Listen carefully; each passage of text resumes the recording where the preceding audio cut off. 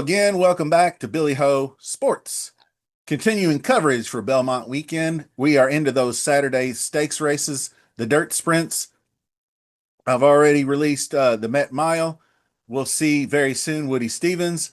This is going to be the True North, the 6.5 furlong sprint. And we are going to draw for Friday Split the Pot contest today, too. All the commenters of the recent videos go into a draw. The winner gets a $20 bet on me. If we hit, we split. So if you want into the draw, you have to subscribe to the channel. Always be smashing that like button every time, but you need to leave a comment so your name goes in the draw. Use the hashtag BHS to help promote the channel. That's always great. Much appreciated. And maybe just a best bet type of thing. Give me your winner of the True North, so to speak. There's some really, really good horses in this race too. So I'm really so excited for this weekend, and I'm glad you're along for the ride. Quick weather report as it stands. Rain rolling in on Friday afternoon into Saturday. Most of the day Saturday. I don't know if it's going to be any different, but there could be upwards of a quarter inch to half inch of rain here or there. So eerily similar to the way Kentucky Derby Day shook out with the rain late Friday and all day Saturday kind of thing. So it could compromise the turf, but I think Saratoga will do everything they can to get those turf races in. But I think we'll all likelihood have a sloppy sealed track. I'm kind of handicapping that direction anyway. I'll make my adjustments if it doesn't pan out that way, but we shall see. So let's get into the True North. Look at the past performances right now. Race number 7, 6.5 furlongs, the grade 3 True North. You can see these names at the top of Prime Power are all familiar. If you've watched my videos in the past, I've covered these horses multiple times. This is going to be a very good race. I'm looking forward to it.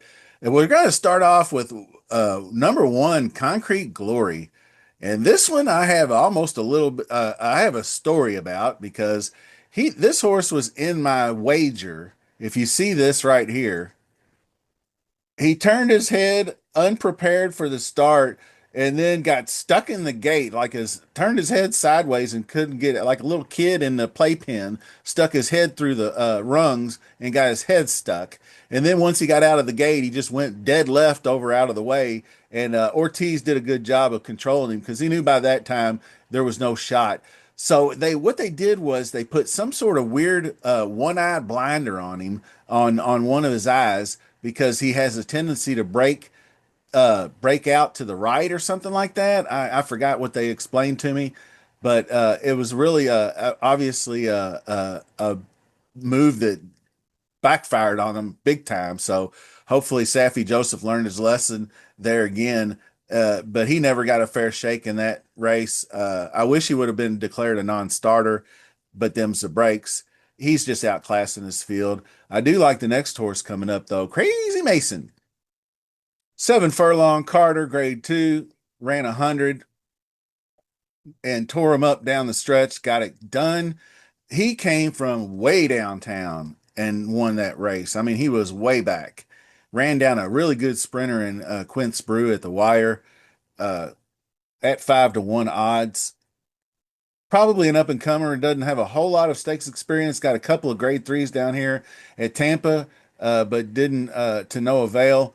So, but the grade 2 win is his big step up. So if he's on a roll, but like I said, it's gonna be tough to close when it's a sloppy sealed track like this.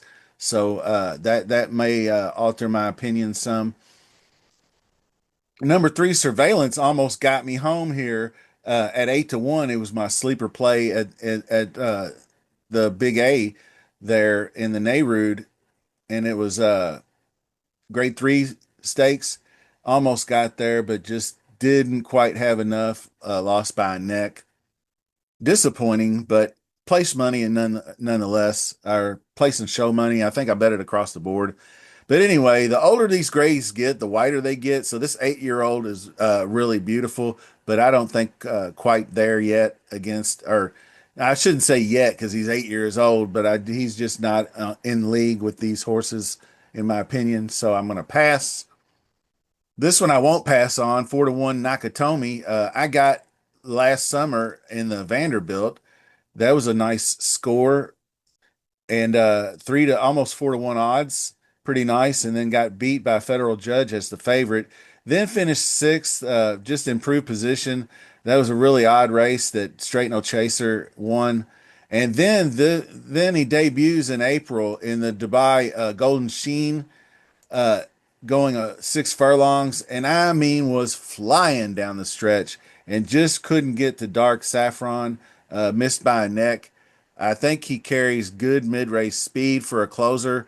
I think he'll be closer to the pace. Like I said, I don't want to contradict myself thinking that he's going to have trouble closing, but I think he can get in here like he did in the Vanderbilt where I had him last year and just be up close to the pace and be second. I think he can press a little more and get a little closer.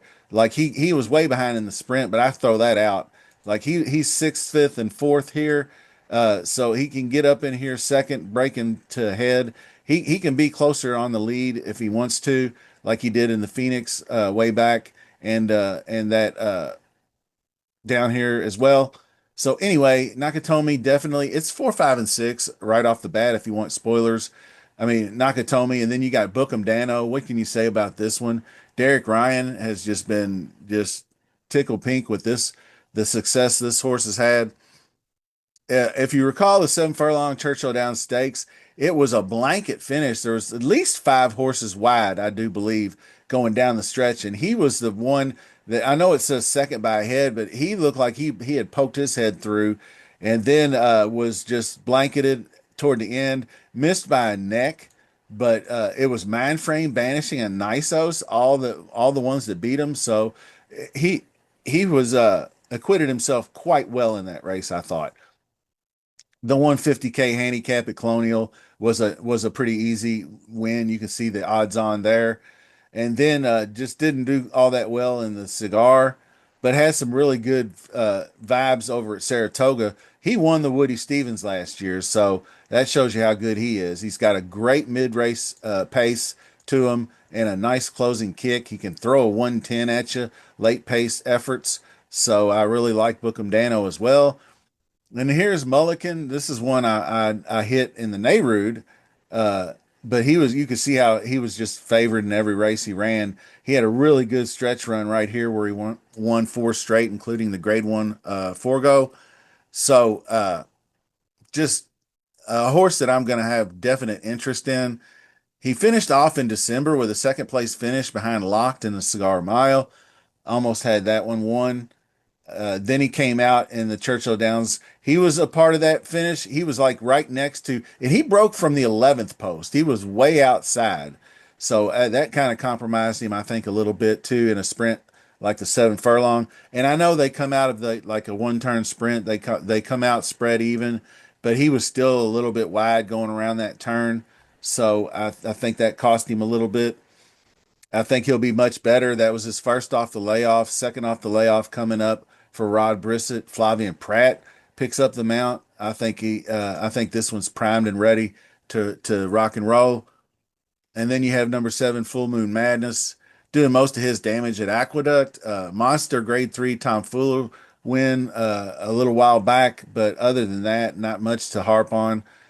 So I just really bounced off that effort. I think he just maxed out right there, and he won't be the same. Although he did come back and hit a 96 in the fourth place in the Nerud. So no thanks. I'll pass. And Nutella fella, I'm passing on until I see it again. The Pelican Stakes win was fine enough, but I don't really know who he ran against in that race. So the Run Happy Sire was just kind of the 54-1. Everybody remembers this race, 54-1 win, and then he got injured or something. He ran third last year, actually behind Bookham Dano in the Woody Stevens. But no thanks here. We're gonna pass on Nutella Fella. And you can see the early speed already does well in this race. And I think that if it is a sloppy sealed track, that it's going to be much the same. So we'll wrap it up like this. Like I said, you could box 4, 5, and 6 in a trifecta. that would be fine with me. But I would also not completely leave out Crazy Mason. Maybe put Crazy Mason on a, like if you do four, you could do 4, 5, 6, 4, 5, 6 over 2, 4, 5, 6 for a trifecta that way. That way it'd be 3, 3, 4. But I'm going to go with the number 6 Mulligan to win the race. I think he's got the earlier speed than the most. I think he can last on the lead on and off track. I think he's cut back a slight distance, and I think that'll help too. Second off the layoff, Flavian Pratt. Put all those together, and you got yourself a winner. And then you have number 4 Nakatomi, number 5 Bookham Dano. I did say underneath Crazy Mason. So some kind of trifecta key box, maybe 6 with the 2, 4, 5 would work for me. And so that'll do it for the video. Remember to sub to the channel and smash that like button. Commenters get into the draw for the split the pot. And we will go on from there. I hope you stay engaged over the summer because there are some really high level stakes over the summer. And we will be there for you right here at Billy Ho Sports. Till next time, see you soon.